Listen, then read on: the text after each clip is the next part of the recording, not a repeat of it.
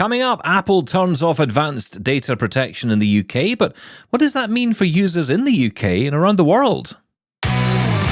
You're listening to Double Time, your daily accessible technology show.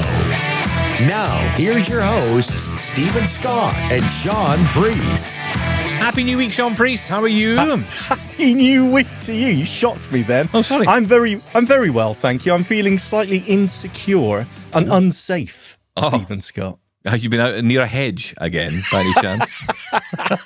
No, it's all down to the government, as many things are. Yes, let's blame the government for absolutely everything, which is the easiest way to do it. We're going to get to that story in a minute because, huge story coming out of the UK on Friday night. And it was a really interesting one. So we're going to dig into that a little bit. We're going to try and break it down a bit for you because, if I'm honest, I was very confused by this and I've spent some time over the weekend looking into encryption more generally, what is available on the iPhone, what is standard encryption, and what is available on other platforms, right? Because I think to myself, well, hang on, Apple talks about being the privacy company, and, they're all about privacy, and they're all about making sure our devices are safe, but does that mean other devices from, say, Google are not safe? So we're going to break all that down today for you. But look, I've got to say, I am a little bit tired today, and I want to blame Robert De Niro. Can I do that? Can I blame Robert De Niro for my tiredness today? If we can blame the government, we can also blame Robert De Niro. Excellent. God bless him. That's just because I want him on the show, and it would be cool to get him on. This would be the great way to do it, right? Imagine Robert De Niro came on and just told us all to get lost in his inimitable style.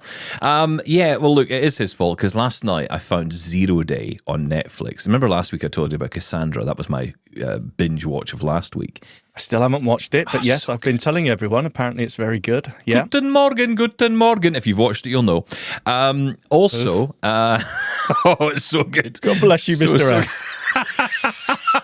It is so good. But yeah, I said to my wife last night, do you want to try this 0 Day show? And she's like, I don't know. It sounds more like your kind of thing. We read the synopsis, or voiceover read it out very loudly on the Apple TV at about 800 times speed. Oh, yes. We do that thing where you've got to listen through all the different things, like it's got 4K, it's got, yes, Dolby Surround, it's got subtitles. What it says? Captions for the hard of hearing. I love how it says that. And then audio descriptions, right? Never says audio description for blind people. I think it should say that. You can't use the B word or visually impaired. Blind? How dare you? Yeah, exactly. Partially blind-sighted. That's I don't know what the current term is. Legally blind, illegally blind, I don't know. But anyway, yes, so after you get through all that, you get the synopsis, and she sort of listened to it, and she said, don't think that sounds like my cup of tea. So I said, okay, fine. So she went off to bed. Too techie? Too no, nerdy? I think, maybe a bit too nerdy for her. I think if it was, there's certain shows like that we will watch together. But, it didn't really capture her attention. So I said, okay, fine. And I do that thing. I don't know if you do this, Shaun. I do this thing where I test programming.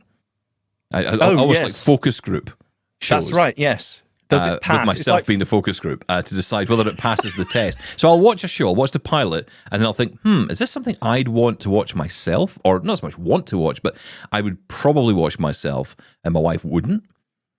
Or is this something she would watch, and therefore I'll just go back and say, hey, let's watch this together, and then we watch it together. Like Cassandra, I didn't think she'd be into Cassandra, and then she did. We both loved it. Well, yeah, because there's... Well, am I spoiling anything? There's murder in it. Murder! So, yes, our partners are all into the murder serial killer thing, and that's very worrying for one thing.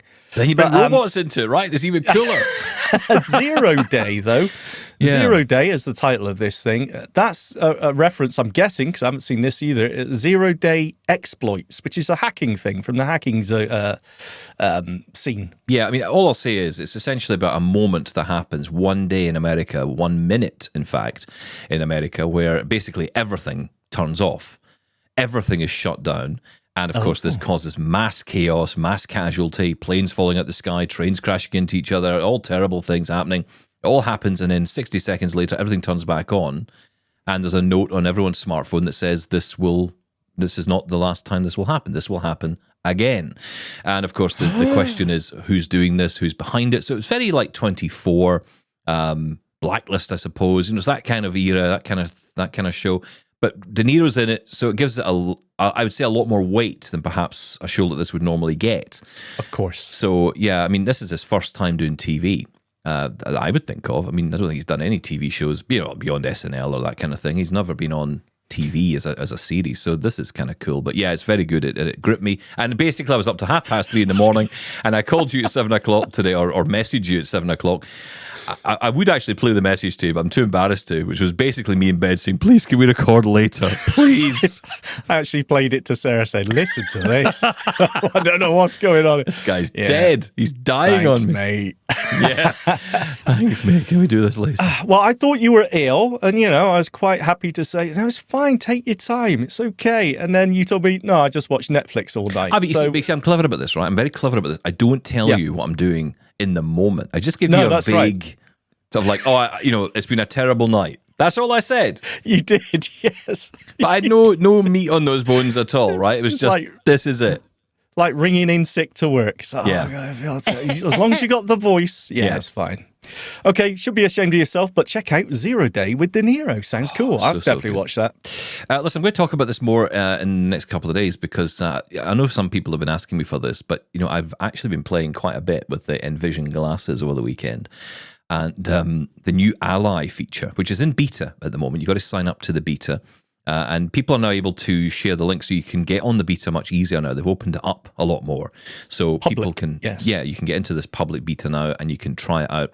I've got to say, what I will say, and look, there's lots to talk about with this, so I'm going to break it down a bit more in the next couple of days. I'm not going to just do Stephen Scott, no, it's good, it's bad. I'm not going to do that. But what I will say, second impression. I'm not going to do that. But what I am going to do, and what I am going to say, is what I'm most impressed by is how the guys at Envision have managed to make what is a very old piece of tech by today's standards, the Google Glass, work really fast and really well, and give you that assistant on device. I am blown away by how good this is in this early day stage. I mean, you think this is using technology which essentially ended production in 2017. I think I'm saying that right, 2017. Maybe it was 19. Sounds about right. I think it was 17. That Google stopped producing Google Glass and said essentially it's an end-of-road product, end of the line. Well, it's definitely had no spec hardware updates. No. But what it makes me think is, if they could get this kind of stuff onto, I know Meta are looking at Project Orion. There's talk of Google coming back with some kind of new glass option. Samsung are talking about it. If you could get this kind of stuff on new hardware, considering where we're at today, I'm thinking, wow, where we're at today is pretty good. Where will we be in the future? I don't know. So all I'm going to say so far is I'm impressed by what I'm trying. And I'm talking about all the features of Envision, but also the Ally feature, which is really the one I've been playing with and people are talking about. Okay, well, good. I want to talk about that some more because I can understand an assistant being responsive because basically it's just sending data out and returning it back. But the other features being responsive, I'm very interested in that. I must admit, I haven't tried mine in a while. Yeah, well, we're going to talk about that, and we're going to test all that out. The other thing I tested out at the weekend, which I've never played with before, is Slack. I downloaded the Slack client on my Mac, and I couldn't figure it out. I could not understand on it because I was joining the beta group, right? So I thought they're all saying everyone's on Slack. So I said, okay, I really should join in on this conversation. For Ally, that's right. And so I downloaded the Mac app because I prefer everything on a desktop. I think I'm just of that age. I prefer everything. I like everything on my desktop when I know what it is. A typewriter, okay. That's right, yes. So, can I get this on a sewing machine? I don't know. Anything at all. It's basically something with physical buttons. Hang on, can I just say, you should have been on the Slack app because I believe you were part of the Be My Eyes. Moving on. So, that never happened. And this is the thing. I couldn't figure out Slack. Here's the thing. Who knew in the latest installment of Who Knew, if you go to, say, a website like slack.com/ how to use this thing with a keyboard, which is not the official link, by the way, but you'll get the idea when you find it. It's amazing. There's so many keyboard commands. It's so accessible. And I will say there's a feature in, I guess it's a WebView app, I think. I don't know how it's laid out, but I don't understand how these things all lay out in terms of one style versus another. But the way you can navigate between the sections is by using command, this is with voiceover on, is with command, control, and then left and right key. Now that acts like F6 on a PC. And I'm like, I've never seen it jumps this to before. different areas. Yeah, but it is so good. And for a chat client, it is brilliant because when it takes you to the message area where the messages are, all you do is arrow up and down to read a message, and then you can just keep arrowing down and it will take you straight into the text response field. So you can just type away, hit enter, you've got a new message there, you can go back up, check it. If someone responds to it, you just right arrow, takes you into another view which has all the replies and responses. You can react and respond the same way, arrow up and down. Honestly, I wish other apps would do this, because WhatsApp on the Mac, for example, is still quite clunky. I do use it, and I use the window spots to move around it, but it is clunky.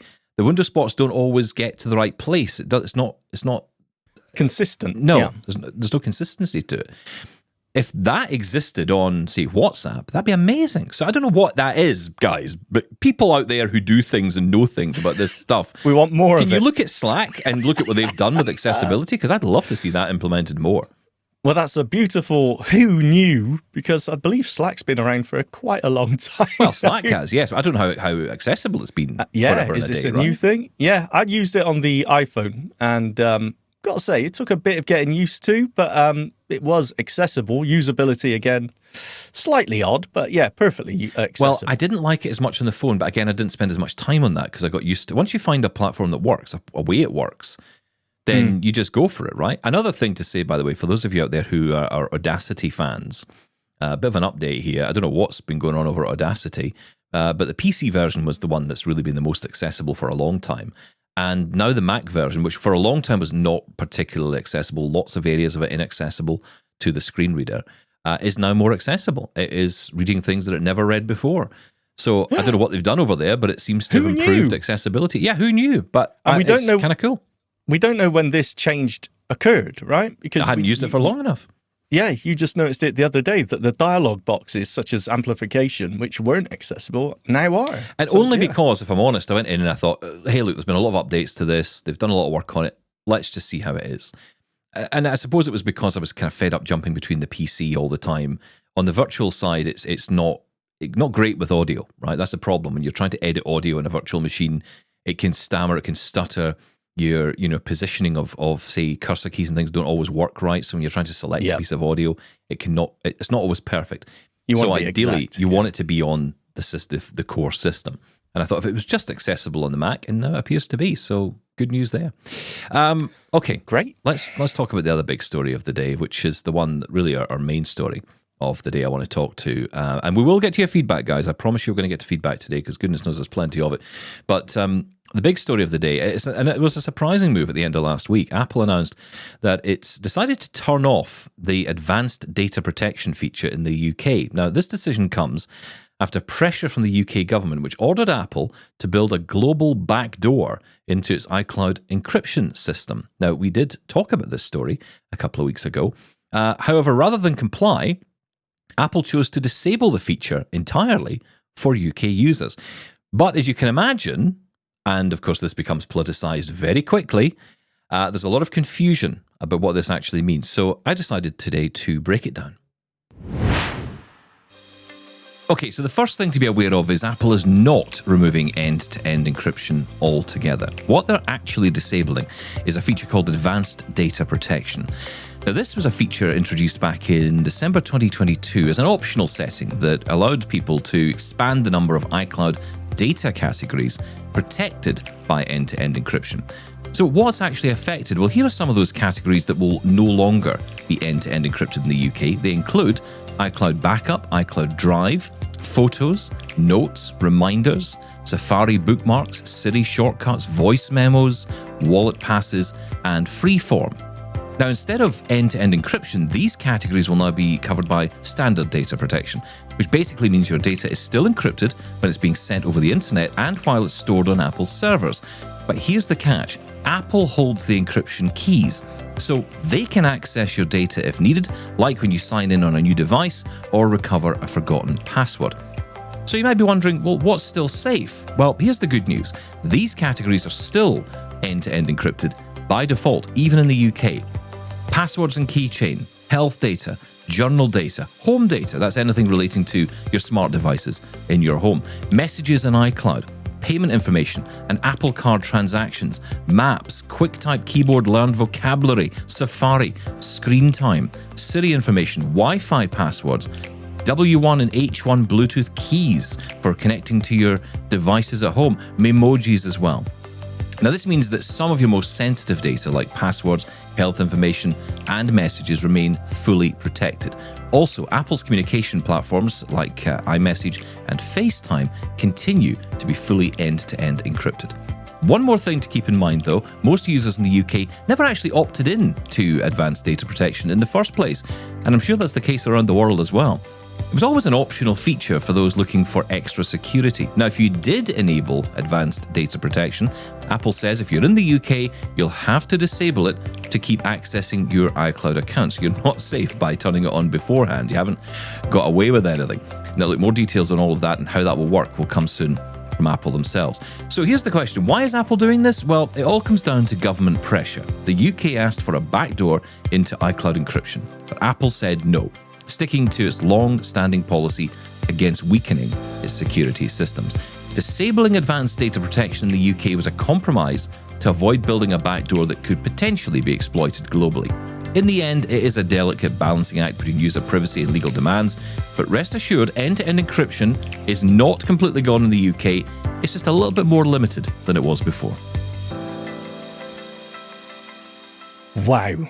I've got to say, Stephen, that should be put out everywhere. That covered so many questions. And the main one being, so my messages are still end-to-end encrypted with advanced protection. And that's the thing we've got to get across, right? Because there's a lot of misinformation flying around about this. And you have to really be careful about who you're listening to and what political viewpoint they're coming from. Because everything's politicized now. Every single thing. So this has become, a free speech war. It's become a war on data. It's some of that and it's none of that. And that's the thing. We've got to be careful about what is available. The other thing to be aware of here is that the government do have still to go to court to get information, retrieved from your device. You can't. Yeah, they need a warrant. There's no way they can just find out what Shaun and I are messaging each other about, right? Yes. That's true. The other thing to consider here as well is if you're using other services, and of course there's a bigger question mark here around what will happen in the future with other services, because Apple were not, and although there's absolutely no confirmation of this, because this is a very strange situation, right? The UK government hasn't confirmed that they've ever spoken to Apple about this. Apple have never confirmed that the government have ever reached out to them about this. Yet we're in this situation because of some weird law thing. I don't get it, but for some reason, no one can admit to any of this. I don't know why, but that seems to be where we're at. It's a legal thing. They're not allowed. And any requests that any government makes to any tech company for backdoor access to encrypted data or unencrypted data also cannot be publicized. It needs to be. They can't talk about it. The company can't talk about it. That's right. So they can't even tell you. So Apple couldn't tell you that the government have requested information on you either. No, that's It's all very weird. It's all very weird. But essentially, a lot of the stuff that we use every day is still encrypted. iCloud Drive, I think, and Photos, perhaps, those are the ones that people are a little bit more concerned about. But I go back to this point. A lot of us did not even switch this feature on, me included. Yeah, me too. And, I spoke to a few people since the story had broken, and they were outraged. This is terrible, this is terrible. And I just made the point of, have you even turned it on? Yeah. Well, no, it's on by default. No, it's not. You need to go to, settings, go to iCloud, go to the bottom, and you'll see ADP, Advanced Data Protection, and you need to turn that on. In order to turn it on, you need two-factor verification on your Apple ID. You need a secondary recovery email or a recovery key set up. It's not something you just switch on and not know about it. So a lot of people don't even have this turned on. I will say, though, I'm quite surprised that Messages is not sort of opened up under this, because I thought that would be the thing that the government would be interested in. Absolutely, to right. see the communications between certain, individuals. Yeah. But apparently not. I'm really shocked by that. I mean, okay, I don't know what they gain necessarily, but I suppose I'm glad that Messages are encrypted still.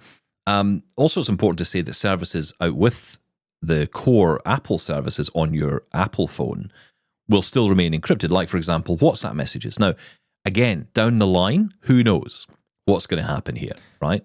That's the and big do question. we know they haven't got a backdoor already? We don't know. All these big, as we mentioned, they have a gag order. They can't say if they do or not. So it's funny, right? Because I was watching Zero Day at 3:00 in the morning, and one of the things that was brought up was, we've managed to retrieve information from WhatsApp messages. And I thought, that's interesting. Is that possible? I know this is a drama and it's fiction and all that, but I just wondered if any of that was potentially true.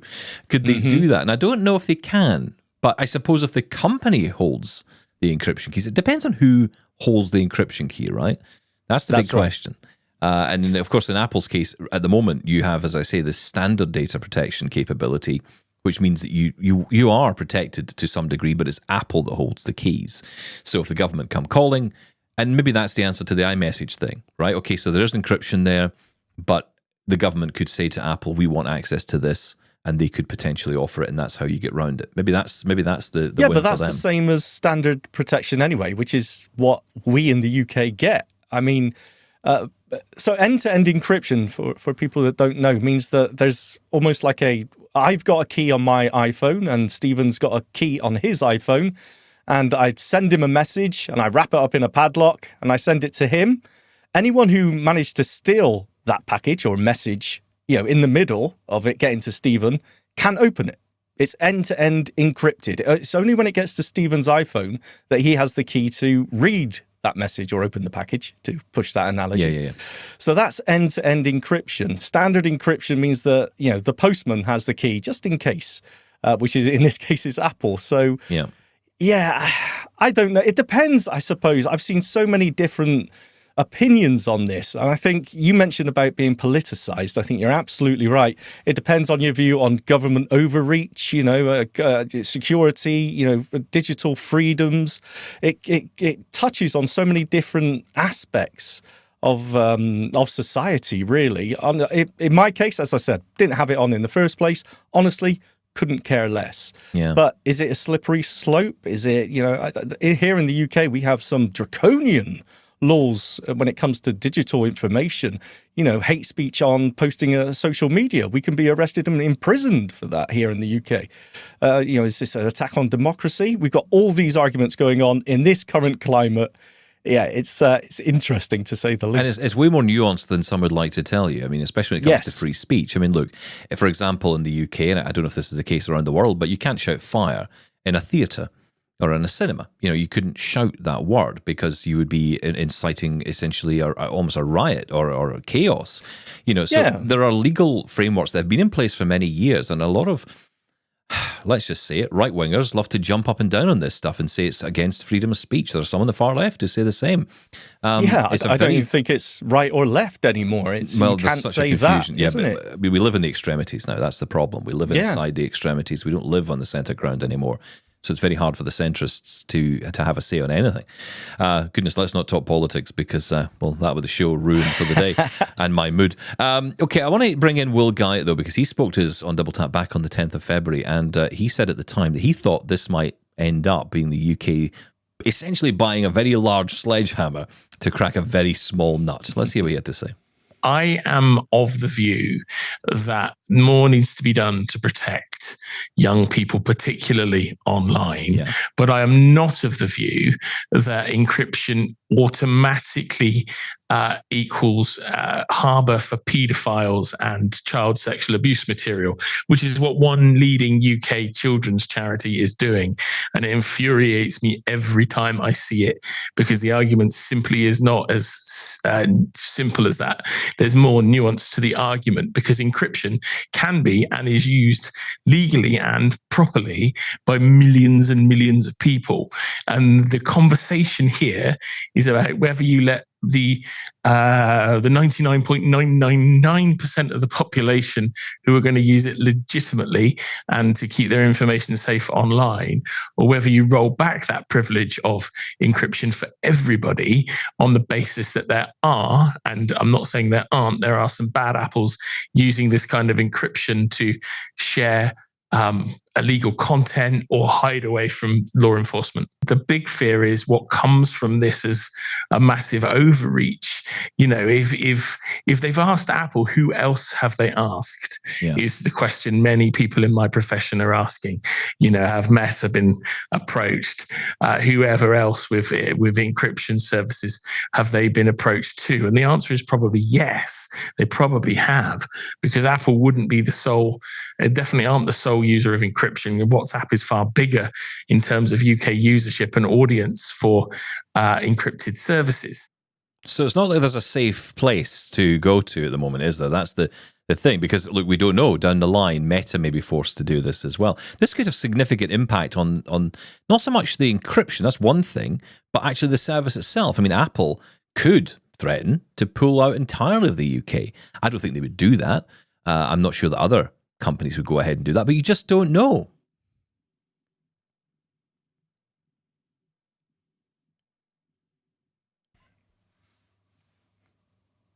Any thoughts, Shaun? Oh, I'm sorry. I muted myself. Hello. Yes. I thought you'd gone quiet. I thought you were musing there. I was for a second. Well, it's interesting. You say pull out of the UK. If they did it in the UK, then other countries follow suit, because I don't think the UK is going to be the only country asking for these backdoors. And indeed, I don't think they are as of yet. I'm sure this has happened many, many times before.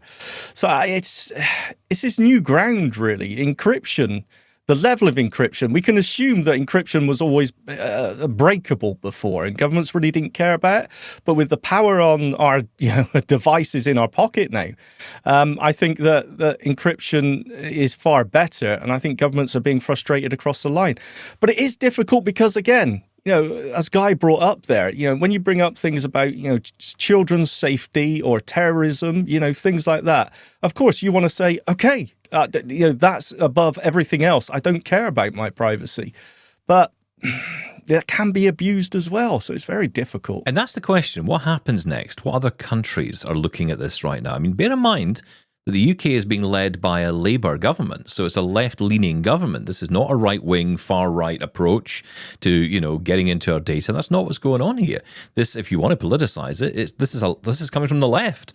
So, we wonder what this means for other liberal democracies around the world. Are they looking to do this as well to avoid and obviously deal with the issues of terrorism, deal with the challenges of online hate and online paedophilia and all the stuff that's going on, the horrors of the world?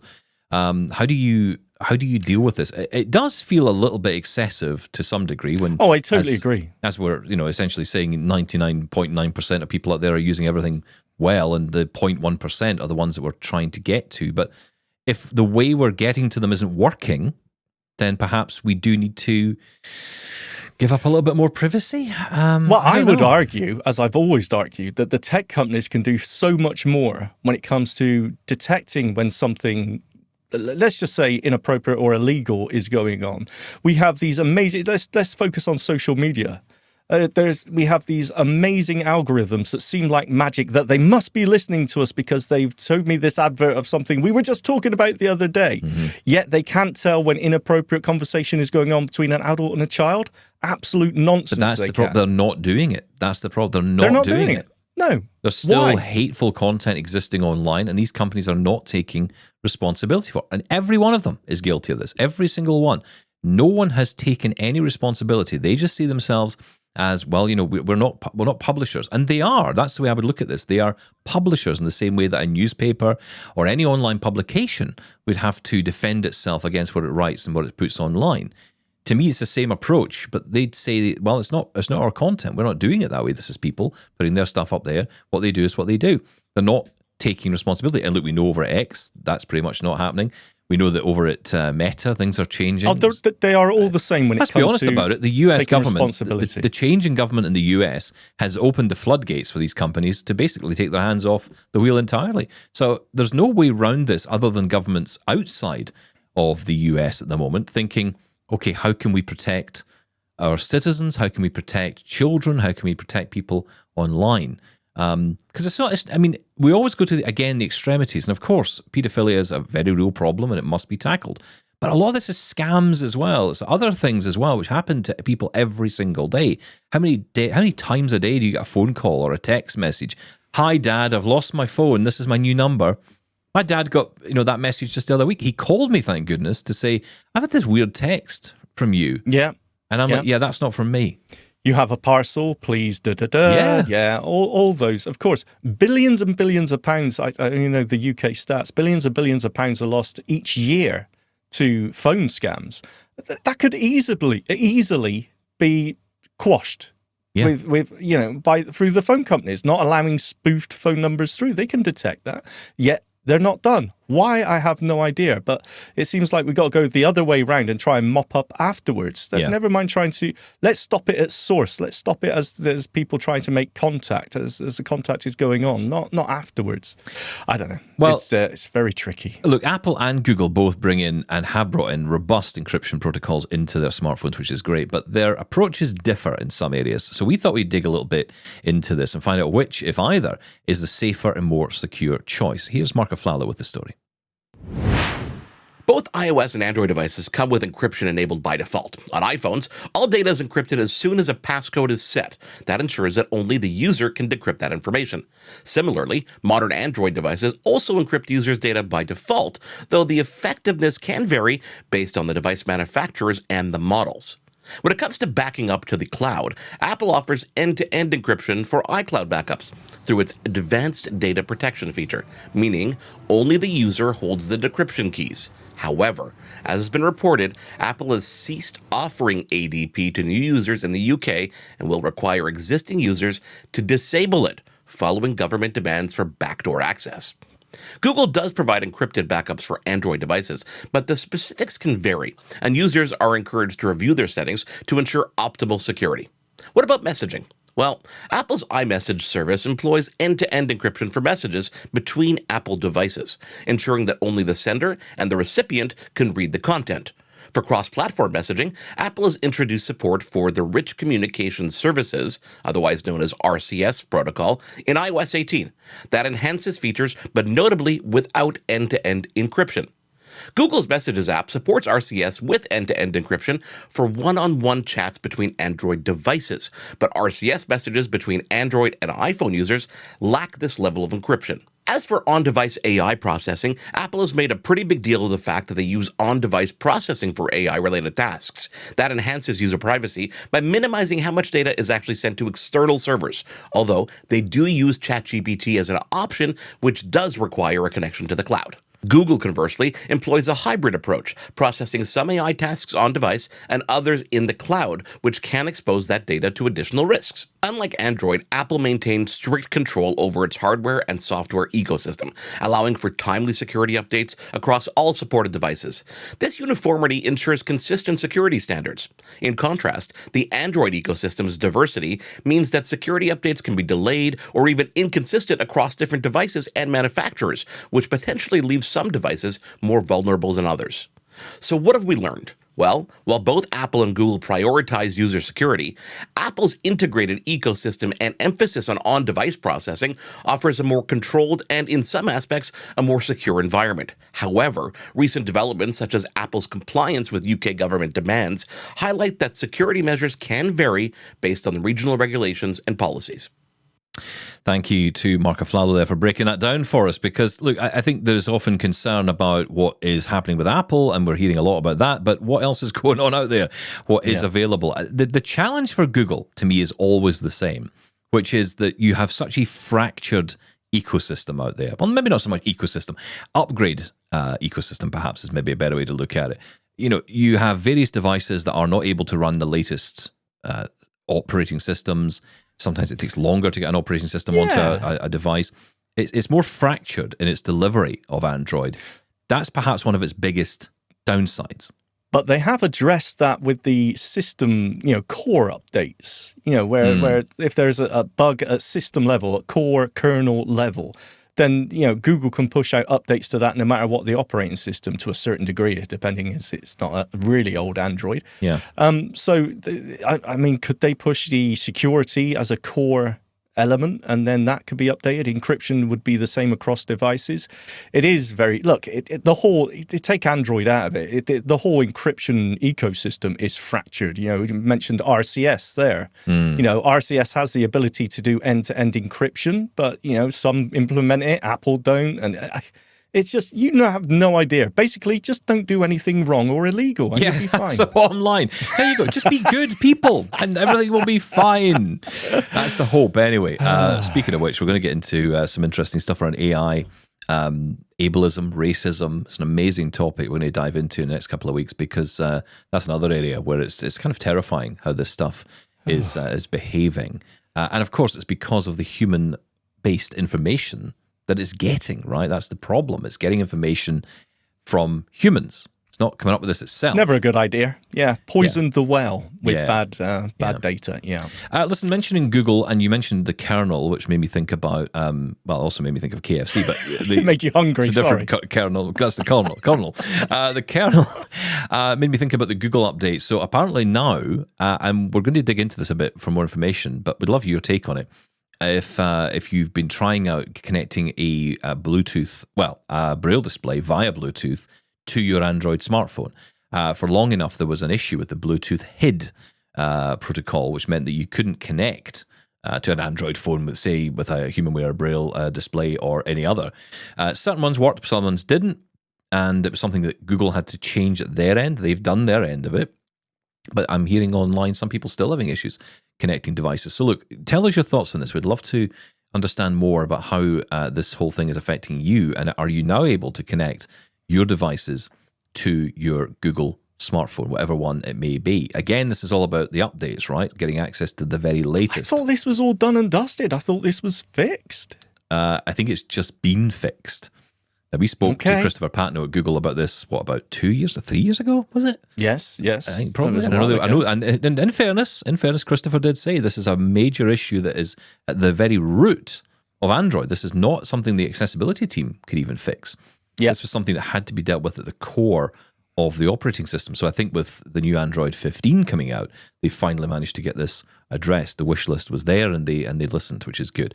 But anyway, tell us your thoughts on it. If you want to get involved in the show, you want to tell us what you're thinking about the conversations we're having, and if you want to contribute, then here's how.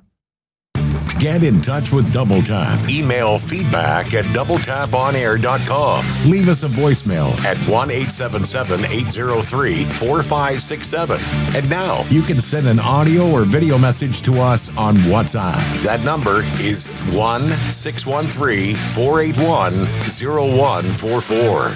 Now, I know many of you coming to the show knew, I've been getting a lot of emails from people saying, you keep saying, Stephen, get in touch in the usual ways. Well, the usual ways.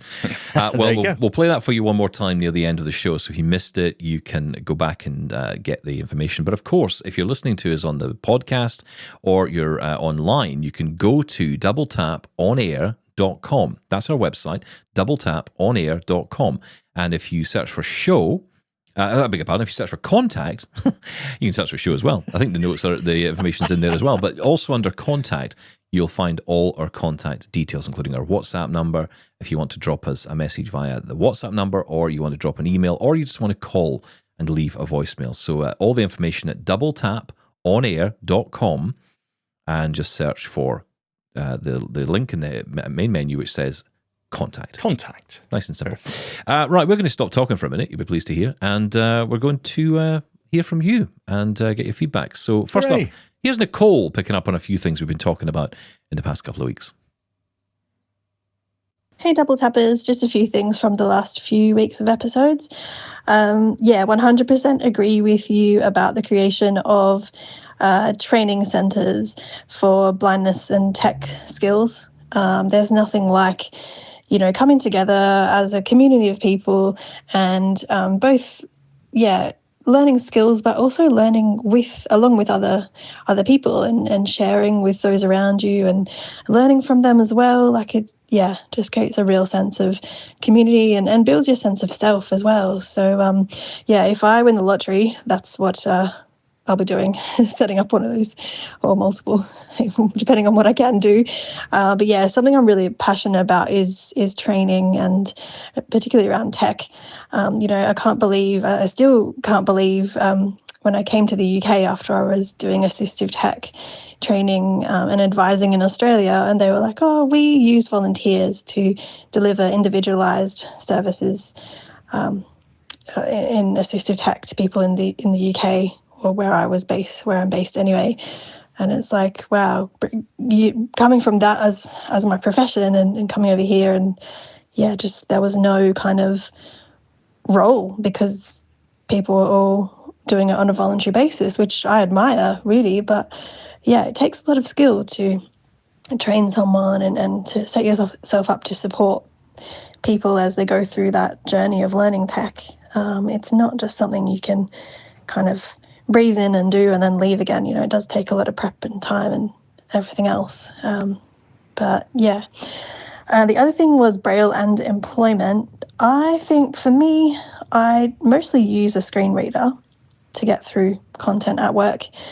And I use Braille just to proofread things or maybe give a presentation or something like that where I might need to read key points. But I think if I was using Braille full time, it would really slow me down in terms of my workflow. So yeah, I like to use Braille as just to proofread customer details and things like that. But ultimately, I'm using a screen reader. And that way I can fly through information and get things done a lot quicker due to the fast speech. The other thing I wanted to say was I find myself using live recognition a whole lot more since iOS 18. You can now add it to your rotor. So you can add live recognition there and then dial your rotor to it and swipe up and down through all of the options. You can customize the options as well, so you don't need to have them all on the available. If there's ones that you're just never going to use, you can turn those off in voiceover recognition in voiceover settings. But yeah, you can dial the rotor once you've added live recognition to it anywhere. So from the home screen, the lock screen, inside an app, wherever you are, you can easily dial that and then swipe up and down to move through the different options. So like text, doorways, and then just double tap and it will launch the back-facing camera according to which option you've selected. So yeah, I find myself using that a whole lot more now that it's everywhere really, and not having to remember how to get to the magnifier or do another process. It's just always on my rotor. So yeah, I hope that helps. Take care, everyone. Oh, and thanks for keeping me company while I'm on my cross trainer trying to get fit. Yeah, it's good to have your episodes to listen to keep me motivated and to keep moving. So cheers. Thanks all. Take care. Wow. Thank you, Nicole. Keep going, Nicole. Only 1 more kilometre to go, probably. Yeah, honestly, my treadmill is a fantastic clothes horse. It really is. It's wonderful. It does a great job of that. Honestly, where to start? You know what? I want to say first off, thank you for saying what you said about Braille, because I feel you and I are in a very similar position here, Nicole. I feel that Braille would slow me down if I was to use it all the time. Now, that's probably because I am newer to it, right? So didn't grow up with it. Didn't have it at school, and you know, I've said all this before, you know all this. You don't have the speed when it comes to reading. But it is very useful for things like if you're checking phone numbers, if you're checking specific pieces of information, spellings of words, did I get that right? You know, it's really useful for that kind of thing. But most of the time, my Braille display is you know, firing up on all the lines I'm going past on my computer, but I'm not really checking it. And I always feels guilty about it. I'm like, oh, I feel bad. I should be reading every single. But equally, you know, I'm trying to get something done. You know. But and it depends on the task at hand. It may not be appropriate. Maybe speech is just quicker in that case. But, you know, in certain other cases, I'm thinking of, you know, if you're in some sort of call center, for example, being able to listen to your screen reader whilst maintaining a conversation is difficult. Not impossible. I know you're very good at that, Stephen, by the way, of having someone talking in your ear whilst being able to carry on talking. I can't do that myself. And in that case, Braille may be a lot easier from that workflow. But I mean, it is task specific. And I do tend to agree with you. It's good to hear that some people are happy and quite confident to say guilt-free. Yeah, I use the screen reader and I use Braille as a backup. Yeah, I think that's a good way to do it. I think for people who are newer to Braille, I think that's the way to look at it. See it as a bit of an additional. First off, it means that you don't really have to go down the route of learning grade 2 because you're not using it in that way. And in fact, grade 2 would hinder you if you were using it for spelling, for example. So, and I know you can change the grade type on the Braille display, and I get all that. But the point is that if you're just using this for specific purposes, rather than using it to sit and read every single type character or reading an email back that way. As much as it's good fun to do, and I have done it, it is definitely a lot slower. Great in those first days because it proved to me that I could do it. But yes, the time it took me to send a couple of emails was ridiculous. And I've got to be efficient. And that's the key, right? We talk about efficiency. And the people who tend to talk loudest about efficiency say that Braille is the key to that. I don't actually think that's true. I think a screen reader is the key to efficiency, to be perfectly honest. Wait. Yeah, but the thing is, because you're not immersing yourself in Braille, I mean, are you ever going to increase your speed when it comes to reading? I don't know. If you turn that screen reader off and just said, I'm going all in on Braille, chances are that your speed would increase anyway. But there's no guarantee. Hey, I don't know because I am not at that level myself. What about volunteers? Well, paid? Now, do you know what? You've unlocked something in this, Nicole. You've unlocked something in me because I didn't realize I wanted to rant about this until you talked about it. It's such a good point. I 100% agree with you. I think it's actually a disgrace sometimes. I'll go so far to say a disgrace that there are no positions for this kind of thing. Now, I know some organizations do have, especially in the UK, I know there's some organizations that do, but there's a heavy reliance for volunteers. Now, look, I am not talking down the volunteers who do an amazing job, but the problem is that is often what stops the conversation from going any further. Oh, you can't beat up the volunteers. I'm not suggesting we do. We're saying they have value. They have more value than being volunteers. Nothing again wrong with being a volunteer.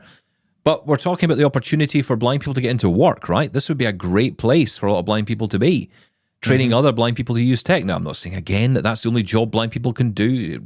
It's not, because I know how people read these things, right? No one ever listens to what you actually say. They only hear it. And then what happens is it goes into their ear, and then it gets mixed up with all the nonsense in their heads and comes out with something totally different. Here's what I'm saying. I think people should be paid for a good day's work. And if that piece of work requires an element of training or an amount of training, they should be paid for it. And again, if volunteers want to do that, I think that's great. That should be part of it. One of the benefits of the volunteers we dealt with RNIB way back in the day was that a lot of those people were sighted people who just wanted to help out. Now, I think that's great, but actually what should have sat on top of that, in my view, was a bunch of people who were blind or low vision who were able to train the trainers, essentially. If you want to come and be a volunteer, great, help us out. But you have to be trained. If you want to be a volunteer, that's okay. Or maybe it isn't. Maybe we decide, actually, do you know what? People should be paid for this job. Look, loads of people within charities are paid good money for doing good jobs. Why is it that the work on the front line is done by the volunteers? That makes no sense to me. The argument will be that there's no financial resources to pay absolutely everyone. And would you turn down the volunteer in order, because then because what happens is the limiting the service you can offer. The volunteer becomes the bottleneck in the conversation, unfortunately. I have all these volunteers who want to do it for free. Okay. There's always someone who will do it for less or for free. That's always the case in business, right? There's always someone who'll come in and say, I'll cut your price or I'll do whatever, or hey, I'll do it for free. I remember in the days when I was doing voiceover work, back in those days, I remember talking to voiceover, of course, in those days, and it still is to some degree, even though there's a lot of AI nowadays, there still is a lot of voiceover actors who, rely on that work for their jobs, for their lives. And they get really annoyed when people would say, hey, I'll do it for free. Yeah, I'm at home, I can just record you something and I'll send it in for free, and that'll be good for me because it will raise my profile. Now, it doesn't raise your profile, it just brings everyone else's profile down. Because all it says is, oh, well, that job's worth nothing then. If people can just give it away for free, it's just your voice. And it's the same thing. And again, I would say there's more skill required here. This requires a huge amount of knowledge, information. I remember being asked to be a volunteer to do this kind of thing. And I said, okay, I'd happily do it, but I'd want paid. And they looked at me like I'd come and dropped from another planet. What do you mean you want paid? Do you want paid to do this? Don't you realize volunteers do this for nothing? I'm like, well, that's not the issue here. The issue is you're not paying me. So why should I do a job for nothing that has value? But look, volunteering can give a lot back as well, but it depends on the situation. It's nothing to do with volunteering. I wouldn't be doing this now if it wasn't for volunteering. That's the whole reason I got out of this. I nearly swore. There's nothing wrong. Got me out of the house. Yeah, but there's nothing wrong with volunteering. I'm not suggesting there is. What I'm saying is, if this is if suddenly we decided that brain surgery was a voluntary profession, would anybody be happy with that? Depends how good the brain But surgeon Shaun, I was. can do it. It's fine. I read a book on it. It's fine. I can do it. And you know what? It won't cost you a penny. I'll volunteer. I think most people be kind of... See, this is the problem. We tend to come in the other way. If you look at any profession in the world and you said, hey, let's just turn this around to be volunteer-driven. Bus driver, train driver, pilot. Yeah, you know what? Let's just turn it into a voluntary profession. I think a lot of people would say, hang on a minute. What? No. Whereas if you brought it in the other way, well, here's a bunch of volunteers doing this job. Actually, this could be something that people should be paid for. Well, no, that's okay because they're all doing it for nothing. So the charity, the organization, whatever it is, saves money. But what are they using that money for? If they're not, I do agree delivering with these services. And I think, I'm sorry, if someone's volunteering for multiple years, then why isn't that a paid position after a certain time? A bit like internships, after 6 weeks of unpaid work. So, sorry, that can't continue forever, right? People do have value in the jobs and the skills that they bring. For Nicole, for example, the shock of coming over here and finding out, sorry, your job's done for free by other people. Yeah, that must really... That must make you feel sick. Of course. And it made me feel sick, I tell you. I mean, the problem, it's like, in our world where we're doing a broadcast show here, but of course this is a podcast as well. And the amount of people that say to me, oh, podcasts, anybody can do them. And I'm like, yeah, that's true. Anybody can. That's true. Anybody can. But anybody can do anything for free. But at some point you have to ask yourself, is there a value in what you do? And I think there is a value, and I certainly think there's a value in training. This is, again, the point. People keep saying to me, whenever I bring up the subject of national centres, oh, but where will the resources come from? Where will the money come from? Well, I'm sorry, that's part of the deal. We've got to find that. And there is money out there to do this stuff. But the answer is not to say, well, the only way this will work is if everything is voluntary. I think it's a damn disgrace, if I'm totally honest. If organisations are essentially relying on delivering services like this, which I think are critical services, because these are, we're talking here not just about, getting people into work, which of course is key. It's about connecting people. Yeah. At the very base level. Isolation, social dealing skills. Dealing with all the social issues that we have. Yeah, absolutely. Yeah, no, I totally agree with you. And Nicole, thank you for that. You've unlocked something in me there. Thank you for that. But I love it. I'm glad we had that conversation. And quickly on live recognition. Oh, yeah. I totally agree with you. The rotor option is so nice, but also you can do a 4-finger triple tap to bring that up. I think I mentioned that before. I know I did because Mr. Lord Robin Christopherson got in touch to say, it's not working on mine. It must only work if you have a LiDAR enabled phone. Okay. So, yes, but you can quickly jump to the live recognition with a 4-finger triple tap as well. Actually, something else we didn't mention on the show, a couple of people picked up on the fact that we didn't mention that the new iPhone SE, or 16E as it's now called, will not have the ultra-wideband in it. Some people are saying that's not a good reason to, or a good reason not to buy it. A lot of people aren't overly keen about this, but then I did see another side of the coin over the weekend, which was that it doesn't have the dynamic island, and that could be a win for accessibility, because oftentimes, and I know this myself, sometimes VoiceOver gets stuck in dynamic island. It likes to visit. That's the problem. It likes to go visit it. Yeah, it's a lovely place. I've had no issues. Not a place I want to go. I've had no issues with Dynamic Island getting stuck in there at all, ever. It's just totally superfluous. It does nothing for me at all. So I honestly, that's interesting, right? Because I found with certain apps, Uber is one. So Uber and Uber Eats and those kind of apps will tend to drop something into the dynamic island.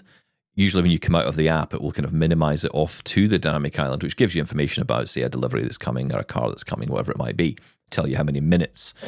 But I have found recently that's not working anymore. Just randomly works. Right. Yeah. Don't get it. Don't get what's going on there. No, I don't like the dynamic. I think they get rid of it would be a good thing. But that's whatever. But ultra wideband actually is a good. That's used for Find My, for example, right? So you can your AirPods are nearby. Okay, very good. Well, for locating in Find My, it's not for you can still use Find My. Yeah. But if you wanted to be guided to it. Yes, with ultra wideband, it can tell you how far away they are. They're to your left 2 feet. It can do inch by inch navigation. So yeah, maybe it depends how often you need that. I don't know. I'm not convinced. I still think the MagSafe decision of coming away from MagSafe on that one was a bit silly. If I'm honest, I don't see the value in that. No, nor me. There was an argument that it was because of their new modem, the Apple-produced modem, and the magnets would interfere with the signal. Apple have come out and said that's not the case. Well, if that's the case, then surely they won't be putting these modems into any upcoming iPhones. Well, exactly, and that can't be true. Yes, exactly right. And you can buy cases with MagSafe in to get around it, I suppose. We're not going back to the old, you got to hold it a certain way nonsense, are you? Yeah, kind of.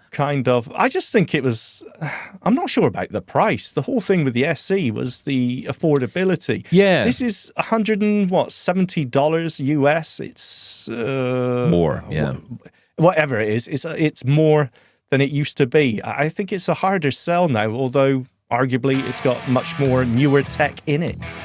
Yeah, it's an interesting one. I must admit, it's not the budget device that I think we all thought it was or hoped it would be. Yeah, I don't know. Anyway, again, your thoughts. We will, of course, be talking about all of this on tomorrow's show because we'll be continuing the conversation. Other big news of the week, of course, is Amazon's event.